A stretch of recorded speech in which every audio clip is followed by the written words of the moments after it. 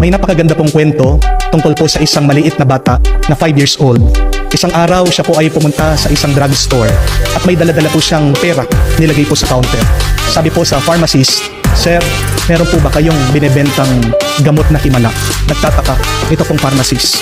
"Anong ibig mo sabihin?" Sabi po ng maliit na bata, "Sir, ito po lahat ng naipon ko. Nag-iipon po ako para makabili ako ng bisikleta. Pero ngayon po, may sakit yung aking ina.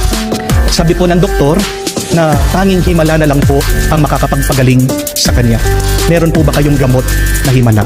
At sabi po ng pharmacist, "Bata, walang himala dito. Pero kung gusto mo ng himala, libre lang. Tabi ng drugstore ay may simbahan, pumunta ka kay Jesus. Magdasal ka sa kanya. Dahil si Jesus lang ang doktor na makakapagbigay ng gamot ng himala sa iyong ina." Dali-dali po itong bata tumakbo sa simbahan, dala-dala yung kanyang pera. At nakita po niya itong larawan